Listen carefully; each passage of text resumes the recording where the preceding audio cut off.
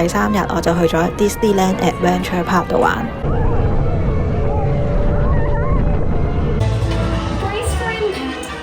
呢間酒店最唔掂係沖涼。嚟到最後一日洛杉磯嘅行程，我哋今日會租車半日市區遊，同埋會去湖人隊嘅主場睇一場 NBA， 記得睇到最後哦。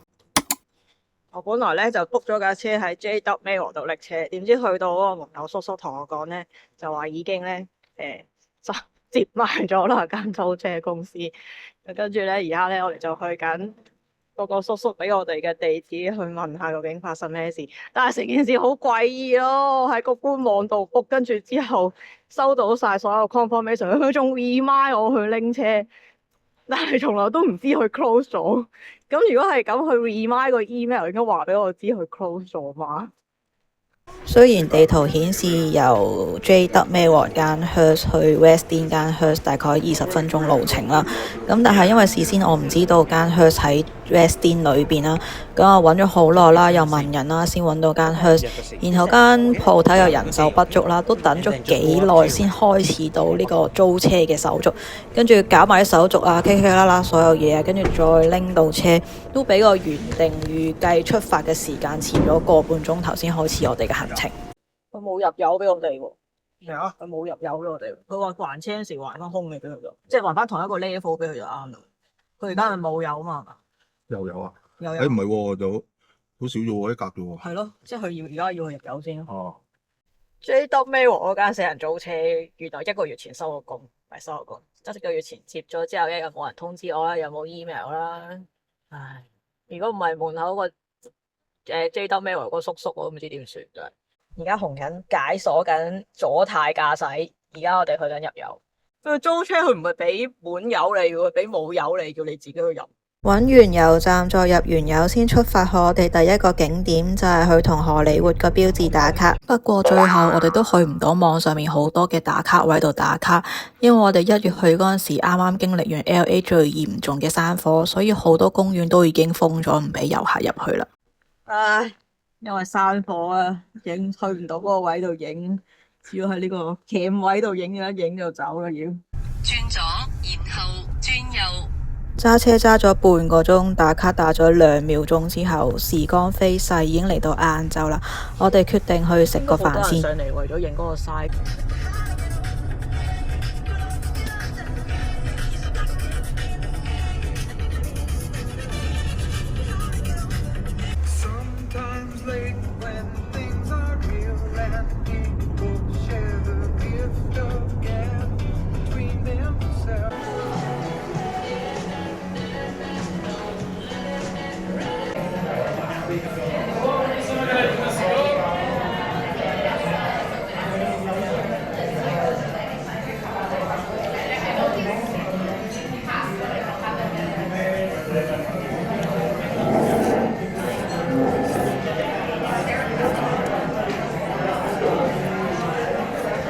食完個飯，本來諗住喺個商場行一陣，不過見時間已經唔早啦，就決定去 LA 最經典嘅景點，就係星光大道啦。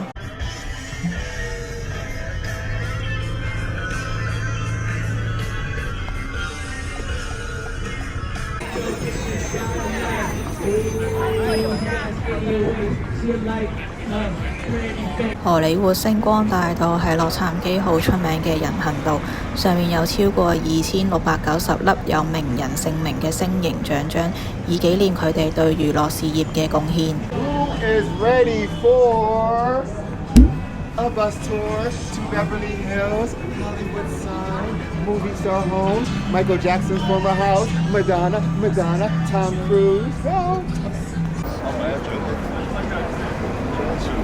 獎喺前面啊！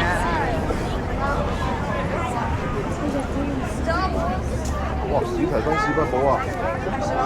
係喎。星光大道裏邊其中一個打卡位就係中國劇院。奧斯卡金像獎係1944年至1946年期間就喺呢個中國劇院度舉行。除咗金像獎之外，仲有好多荷里活嘅電影首映都呢度舉行。咁而家大概有200名荷里活嘅名人就喺劇院前面留低咗手印、腳印同埋簽名。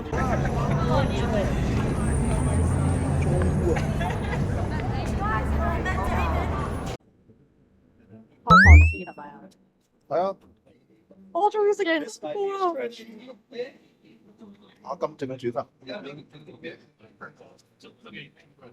或者係仲有嗰個客運咩？住喺機場嗰套戲叫咩啊？你偶像鋪開嚟，我唔算，偶像我唔睇。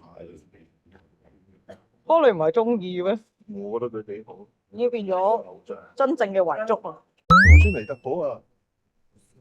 Bad Jack Sparrow， 尋日俾你嚇一嚇就影唔到佢咯。呢個咪 Iron Man。講你啊！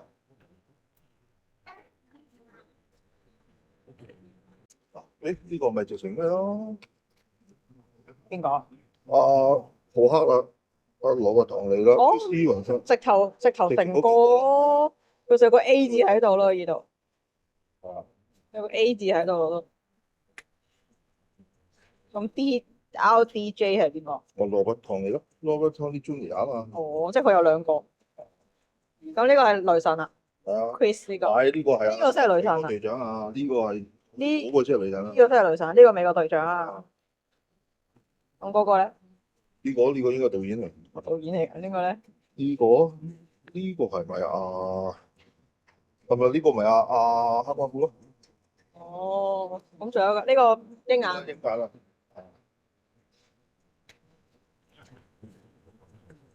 黃曉明都有喎。唔係，人哋有公仔㗎嘛。係啊。Iron Man。黃曉明都有喎，真係。黃曉明都有趙薇啊！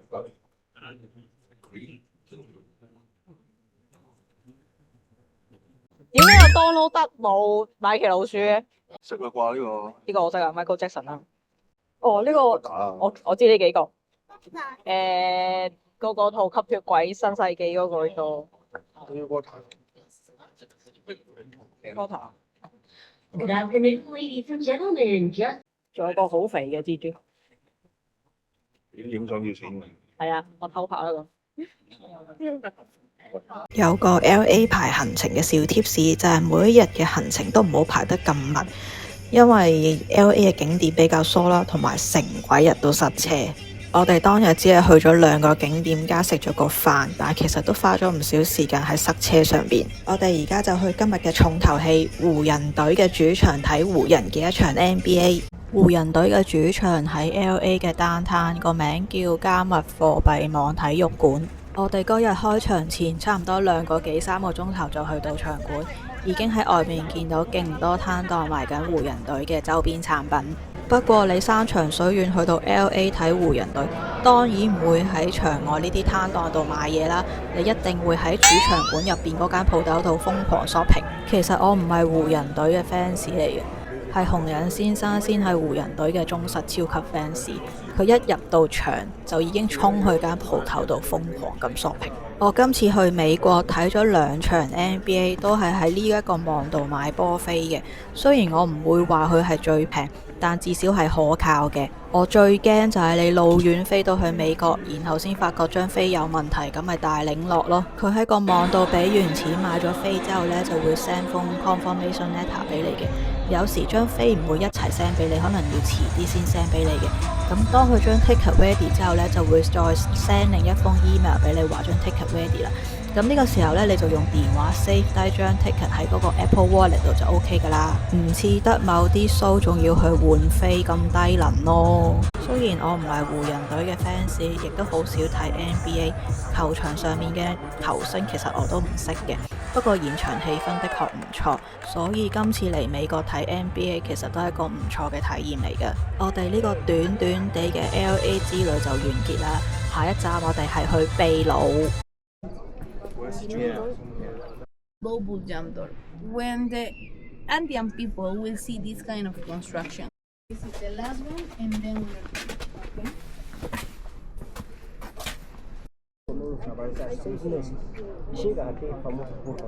臨走記得 subscribe、like、share 同埋 comment 啦。